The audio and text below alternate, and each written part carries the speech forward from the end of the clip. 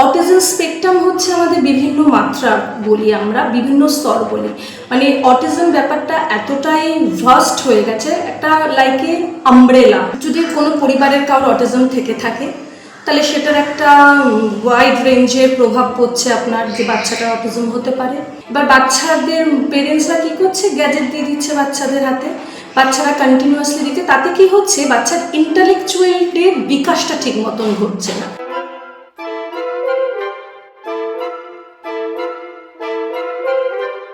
বাচ্চা যখন জন্ম নেয় তখন বাচ্চা তো কিছু জানে না, সে শেখে কোথা থেকে? সে শেখে পরিবেশ থেকে, শেখে সে কিছু আমাদের মস্তিষ্কের নিউরনের কার্যকলাপ আর আপনার পরিবেশের উদ্দীপনা থেকে সে নলেজ অ্যাকোয়ার করে এবং সেই মতন করে সে তার পরবর্তীকালে যে বড় হওয়া পর্যন্ত সে কাজ করে থাকে। এবারে আমাদের যে মূল বিষয় হচ্ছে অটিজমটাকে আমি কেন আগে বললাম যে বাচ্চা কিছু শেখে না, সে আমাদের মস্তিষ্কের নিউরনের বিকাশ আর পরিবেশের উদ্দীপনার কার্যকলাপ থেকে শিখছে সে। তো অটিজম হচ্ছে একটা মস্তিষ্কের বিকাশের ভিন্ন ধরন আমরা বলি, যদি আমি ইংলিশে বলি একটা কন্ডিশন, নিউরো ডেভেলপমেন্টাল কন্ডিশনকে অটিজম বলে, কিন্তু এখন সেটা অটিজম স্পেকট্রাম ডিসঅর্ডার বলা হচ্ছে। অটিজম স্পেকট্রাম হচ্ছে আমাদের বিভিন্ন মাত্রা বলি, আমরা বিভিন্ন স্তর বলি।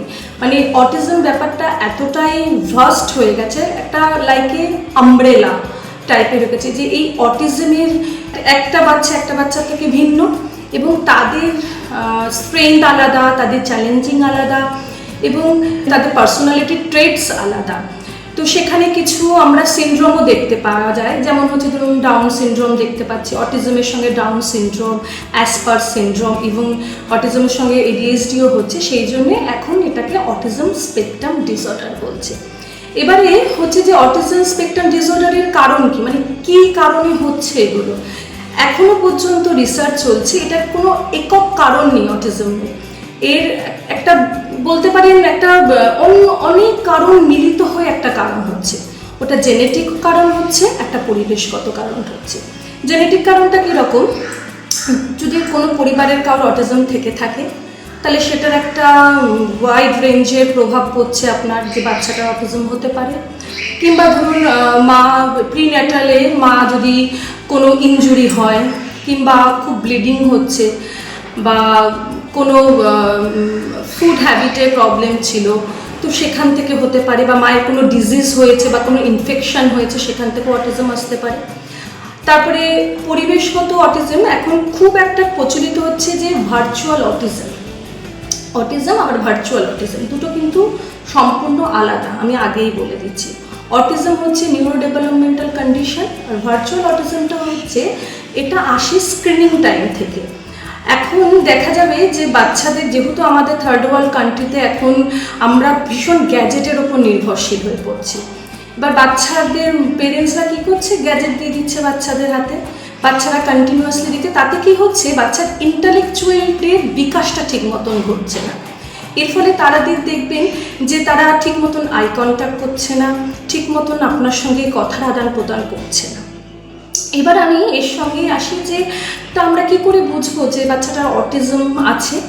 তো আমরা অটিজমের যে ক্যারেক্টারিস্টিক্স বা বৈশিষ্ট্য, সেটা আমরা তিনটে ভাগে আমরা ভাগ করি। একটা হচ্ছে তাদের সোশ্যালাইজেশনের প্রবলেম হয়। সোশ্যালাইজেশনটা কীরকম, যে বাচ্চা ঠিক মতন আই কন্ট্যাক্ট দিচ্ছে না আপনাকে, আপনি তার নাম ধরে ডাকছেন কিন্তু সে সাড়া দিচ্ছেন, একবার ডাকছেন, দুবার ডাকছেন কিন্তু সাড়া সে দিচ্ছে না।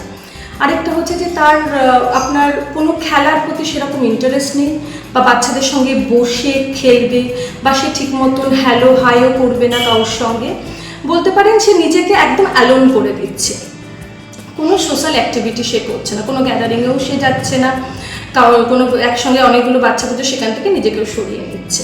আরেকটা হচ্ছে কমিউনিকেশন ল্যাক অফ কমিউনিকেশন। সেটা কি হচ্ছে যে কমিউনিকেশন এদের দু ধরনের হয়, একটা ভার্বাল হয়, একটা নন ভার্বাল হয়। তাও তারা যারা ধরুন ভার্বাল যাদের বলছে, তারা কিভাবে স্টার্ট করবে কথা সেটা তারা বুঝতে পারে না, এবং তাদের যে সুবিধা বা তাদের যে আনন্দ হচ্ছে, ইমোশনগুলোকে কিভাবে বোঝাবে সেগুলো তারা বুঝতে পারে না।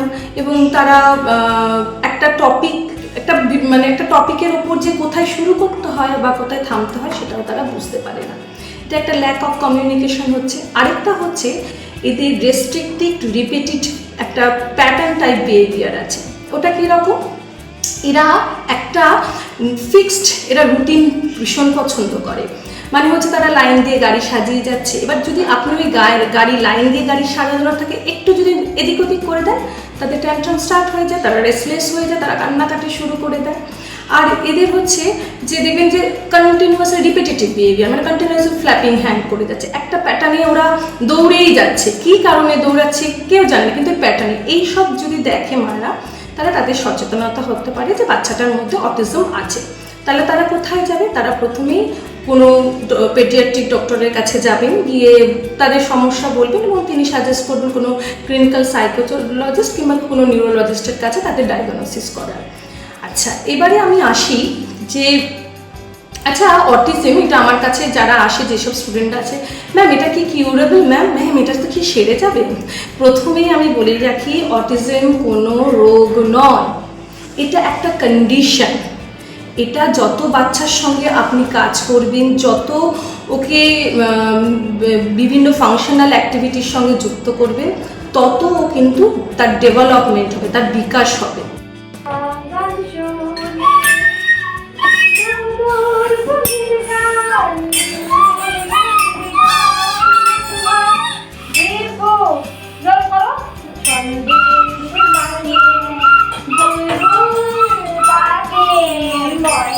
যেহেতু এটা কন্ডিশন, এটা অলওয়েজ ট্রেনেবল, বাচ্চাকে ক্রমাগত আপনাকে ট্রেনিং দিয়ে যেতে হবে। এবারে ব্যাপারটা হচ্ছে যে ম্যাম তাহলে কী কী ট্রেনিং দেবো?